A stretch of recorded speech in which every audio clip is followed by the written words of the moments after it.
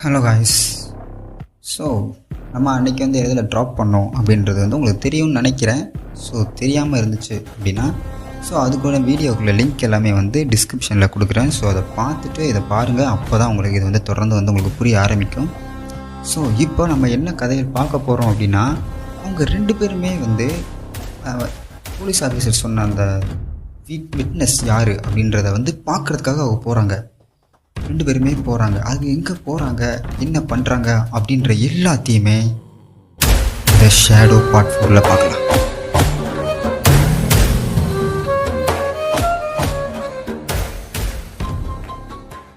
So இப்போது அவங்க ரெண்டு பேரும் எங்கே போகிறாங்க அப்படின்னா, அவங்க வந்து போகிறது வந்து ஒரு ஜெயிலுக்கு போகிறாங்க. அந்த ஜெயிலில் வந்து கீதாவுடைய காதலன், இந்த சைக்கோ கில்லர்னு சொல்லி அடைக்கப்பட்டு வச்சுருக்கிற அந்த காதலனை வந்து மீட் பண்ண போகிறாங்க.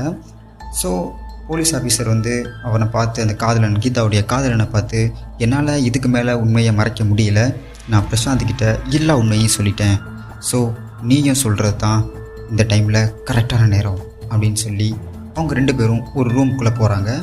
அந்த கைதியான கீதாவுடைய காதலனையும் கொண்டு வந்து அங்கே உட்கார வைக்கிறாங்க. ஸோ அப்போ வந்து அந்த கீதாவுடைய காதலன் பிரசாந்தை பார்த்து என்ன சொல்கிறான் அப்படின்னா, நாங்கள் ரெண்டு பேருமே காலேஜ் மேட். ஸோ ரெண்டு பேரும் வந்து சர்ஜரி, இந்த ஃபேஸ் சர்ஜரி அப்படின்னு சொல்லக்கூடிய ஒரு டிபார்ட்மெண்ட்டில் வந்து ரெண்டு பேரும் ஒன்றா படித்தோம். ஸோ 2 வருஷமாக லவ் பண்ணிக்கிட்டும் இருக்கோம். ஸோ ஒரு தடவை வந்து ஒரு ப்ராஜெக்டில் வந்து அவள் வந்து ஃபெயில் ஆகிட்டா. ஸோ அதுலேருந்து அவள் ரொம்ப டிப்ரெஷன் போயிட்டா, ரொம்ப ஸ்ட்ரெஸ்ஸாக ஃபீல் பண்ணா. ஸோ நானும் எவ்வளவோ சொல்லி பார்த்தேன், ஆனால் அது வந்து அதை வந்து கேட்கவும் இல்லை. ஸோ ஒரு தடவை என்ன பண்ணா அப்படின்னா, அவள் நடந்து போய்கிட்டு இருக்கும்போது, நானும் அவளும் ஒரு பார்க்கில் நடந்து போயிட்டுருக்கோம். பார்க்கில் நடந்து போயிட்டுருக்கும்போது ஒரு பெக்கர், ஒரு பிச்சைக்காரி, அவங்க வந்து அவளுடைய ஃபேஸ் வந்து ரொம்பவும் வந்து ஒரு அக்லியாக இருக்குது. அக்லி மீன்ஸ் ரொம்ப அசிங்கமாக இருக்குது அப்படின்றத வந்து அவள் உணர்றாள். ஸோ அவள் என்ன பண்ணுறா அப்படின்னா, அவங்களுடைய ஃபேஸை வந்து இலவசமாக நான் வந்து உங்களுக்கு அழகாக மாற்றி கொடுக்குறேன் அப்படின்னு சொல்லி அவளை வந்து தன்னுடைய லேபுக்கு வந்து கூட்டிகிட்டு வந்துடுறா. ஸோ நானும் எவ்வளவோ வேணாம், நீ ப்ராஜெக்டில் ஃபெயில் ஆகிருக்க, ஸோ இது நீ தப்பாக பண்ண அப்படின்னா உயிருக்கே ஆபத்து வர்றதுக்கூடிய சம்மந்தங்கள் இருக்குதுன்னு சொல்லிட்டு நான் எவ்வளவோ சொன்னேன். பட் அவள் கேட்கலை. ஸோ நான் அவளை ரொம்ப லவ் பண்ணிட்டேன் அல்லவா, ஸோ அதனால் அவளுக்கு துணையாக நான் இருக்க வேண்டிய சுச்சுவேஷன் ஆயிடுச்சு அப்படின்னு சொல்லிவிட்டு கதவை பூட்டிட்டு அவங்க ரெண்டு பேரும் அந்த ஆப்ரேஷனான சர்ஜரியை வந்து பண்ணுறதுக்கு ரெண்டு பேரும் தயாராகிறாங்க.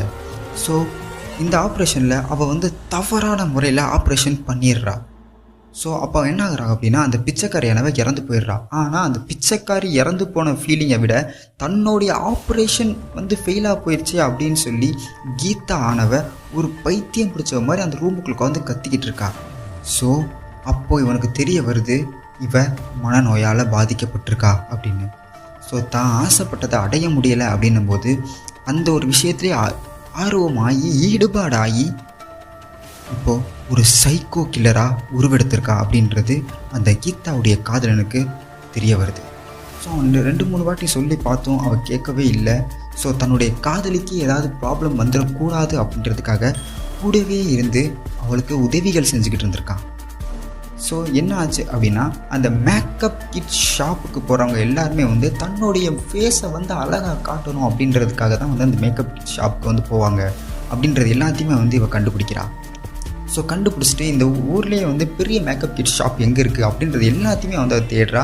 ஸோ அப்போ ஒரு மேக்கப் கிட் ஷாப் அவள் கண்ணுக்கு படுது. அதில் இருக்கிற பெண்கள் எல்லாரையுமே வந்து நோட்டம் விட்றா. அதில் இருக்கிற எல்லா பெண்களையும் வந்து ஃப்ரெண்ட்லியாக பழகுறா. ஸோ நான் ஒரு டாக்டர், உங்களுடைய ஃபேஸை வந்து ஃப்ரீயாக வந்து நான் உங்களுக்கு சர்ஜரி பண்ணி கொடுக்குறேன், ஸோ நீங்கள் அதனால் வந்து எந்த ஃப்ரீயும் பண்ண வேணாம் அப்படின்னு சொல்லி அவங்க எல்லாரையுமே கூட்டிகிட்டு போய் சர்ஜரின்ற பேரில் கொலை பண்ணுறா. ஸோ இது ஒரு நாள் போக்கில் எல்லாருக்குமே தெரிய வந்து இந்த மாதிரி இளம் பெண்கள் வெளியே போகக்கூடாது அப்படின்ற நியூஸ்லேயும் சரி எல்லாத்துலேயும் போட ஆரம்பித்ததில் இருந்து அவளுக்கு எந்த ஒரு பெண்கள்லையுமே சர்ஜரி பண்ணுறதுக்கு எந்த ஒரு பொண்ணுமே கிடைக்கல. ஸோ அவள் பைத்தியம் பிடிச்ச மாதிரி ஆயிடுறா. ஸோ அந்த டைமில் நானும் அவளோட இல்லை. ஸோ வெளியே போயிருந்த கேப்பில் அவள் என்ன பண்ணுறா அப்படின்னா, தன்னோட முகத்துக்கே அவளே சர்ஜரி பண்ணிக்கிறாள். ஸோ அவள் வந்து தவறான முறையில் சர்ஜரி பண்ண ஒரு காரணத்தினால அவளும் இறந்து போயிடுறா. ஸோ அந்த டைமில் நான் வந்து அவளை பார்த்து அழுதுகிட்டு இருந்த கேப்பில் போலீஸ்காரங்க நான் தான் கொண்டேன் அப்படின்றத வந்து நினச்சிக்கிட்டு என்னைய வந்து போலீஸ் எல்லாருமே வந்து கூட்டிகிட்டு வந்துட்டாங்க அப்படின்றத பிரசாந்த்கிட்ட சொல்லி அவர் வந்து புலம்புறாரு, அழுகிறாரு. ஸோ பிரசாந்துக்கு வந்து என்ன பண்ணுறதுனே தெரியல. தான் தங்கச்சி வந்து கொலைகாரியா அப்படின்றது வந்து அவருக்கு என்ன பண்ணுறதே தெரியல. இதுக்கப்புறம் என்ன பண்ணுறது அப்படின்னு சொல்லிட்டு அவர் வந்து யோசிச்சுக்கிட்டு இருக்காரு. ஸோ தங்கச்சியும் உயிரோடு இல்லை. இதை போய் நம்ம மீடியாட்டையோ எதுட்டையோ போய் சொன்னோம் அப்படின்னா நம்ம மேலே தான் இதாகும், நம்ம லைஃப் வந்து ஸ்பாயிலாக போயிருமே அப்படின்றது எல்லாத்தையுமே வந்து அவர் வந்து உணர்றாரு. ஸோ இப்போ வந்து அந்த போஸ் என்ற போலீஸ் ஆஃபீஸர் பிரசாந்தை தனியாக கூட்டிகிட்டு வந்து, இதுக்காக தான் சொன்னேன் பிரசாந்த், இதெல்லாம் சொன்னால் நீங்கள் கண்டிப்பாக டிஸ்டர்ப் ஆவீங்க, இதனால் எந்த யூஸும் இல்லை, உங்கள் தங்கச்சியும் இறந்து போயிட்டா. ஸோ அவனுக்கு உதவியாக இருந்த அவருடைய காதலன் வந்து இப்போது ஜெயிலில் அனுபவிச்சுக்கிட்டு இருக்கான். ஸோ உங்கள் தங்கச்சி இருந்தால் கண்டிப்பாக ஜெயிலுக்கு தான் வந்திருப்பாங்க, உங்கள் தங்கச்சி உயிரோடு இல்லை. ஸோ காதலன் வந்து ஜெயிலில் இருக்கிறது வந்து ஒரு நியாயமான ஒரு விஷயந்தான். ஸோ இதுக்காக வந்து நீங்கள் எந்த ஒரு ஃபீலும் பண்ண வேண்டாம் அப்படின்னு சொல்லிட்டு இந்த போலீஸ் ஆஃபீஸர் இந்த கேஸை இதோட நம்ம முடிக்கிறது நல்லது அப்படின்னு சொல்கிறாரு. ஸோ இப்போது என்ன ஆகுது அப்படின்னா, இந்த ரிப்போர்ட்டர் வந்து பிரசாந்த் வந்து என்ன ஆகுறாரு அப்படின்னா, ரொம்ப டிப்ரெஷன் மூடுக்கு அவர் வந்து போயிடுறாரு. ஸோ தன்னை ஒரு தங்கச்சி, அவருக்கு இருக்கிறது ஒரே ஒரு தங்கச்சி, உயிருக்குயிராக வளர்த்துருக்காரு. ஸோ அவருடைய தங்கச்சி வந்து ஒரு சைக்கோ நோயால் பாதிக்கப்பட்டது நம்மளுக்கு வந்து எப்படி தெரியாமல் இருந்துச்சு அப்படின்ற ஒரு கலக்கமும் வந்து அந்த பிரசாந்த் என்ற நபருக்கு வந்து அவருக்கு இருக்குது. இதை வந்து தன்னுடைய காதலிட்ட சொல்லி அழுகிறாரு. காதலியும் வந்து ஆறுதல் சொல்கிறாங்க. பட் இருந்தாலும் என்னுடைய வளர்ப்பு தவறு, எங்கள் அப்பா அம்மாவுடைய வளர்ப்பு தவறு அப்படின்ற மாதிரி ஒரு மைண்ட் செட்டுக்கு அவர் வந்து போயிடுறாரு. ஸோ ஒரு தடவை அவருடைய காதலி வந்து கால் பண்ணியே பார்க்குறாங்க. பிரசாந்துக்கு வந்து கால் பண்ணிக்கிட்டே இருக்காங்க. ஆனால் பிரசாந்த் வந்து கால் அட்டன் பண்ணல. ஸோ இவங்க என்ன பண்ணுறாங்க, கீர்த்தனான்றவங்க வந்து பிரசாந்தோட காதலி, அவங்க என்ன பண்ணுறாங்க அப்படின்னா ஸ்ட்ரெயிட்டாக வீட்டுக்கே வந்து ரூமை திறந்து பார்க்கும்போது பிரசாந்த் ஆனவர் தூக்கில் தூங்கிட்டு இருக்காரு. அவரும் இறந்து போயிடுறாரு. பக்கத்தில் ஒரு லெட்டர் ஒன்று இருக்குது. அந்த லெட்டரில் அவர் என்ன சொல்கிறார் அப்படின்னா, என்னுடைய தங்கச்சியை என் உயிருக்கு மேலே நேசித்தேன், என் தங்கச்சி இந்த மாதிரி ஒரு கொடூரமான இதை பண்ணிவிட்டு அவள் போனான். ஸோ என்னால் அதை வந்து ஏற்றுக்கவே முடியலை, என்னால் என் தங்கச்சி இல்லாத உலகத்தில் வாழவும் முடியலை, இவ்வளோ நாள் வந்து வேற ஒருத்தனால் கொல்லப்பட்டிருந்தா அப்படின்ற மாதிரி நினச்சிக்கிட்டு இருந்தேன். ஆனால் அவள் ஒரு 7 பேரை சாகடிச்சிட்டு அவளும் செத்துருக்கா அப்படின்னு நினைக்கும்போது என்னால் இதை வந்து சாகிற வரைக்கும் மறக்கவே முடியாது, அதனால் நானும் போகிறேன் அப்படின்ற மாதிரி ஒரு லெட்டர் ஒன்று எழுதி வச்சுட்டு அவர் இறந்து போயிடுறாரு. ஸோ இதுதான் வந்து இந்த கதையோடைய முடிவு. தங்கச்சி தான் வந்து கொலையாளி. இதை நினச்சி அவர் தெரிஞ்சுக்கிட்ட அவர் பிரசாந்தும் வந்து தன்னுடைய உயிரை மாஞ்சிக்கிட்டாரு. ஸோ இதுதான் எண்ட், இந்த ஷேடோவுடைய எண்ட்.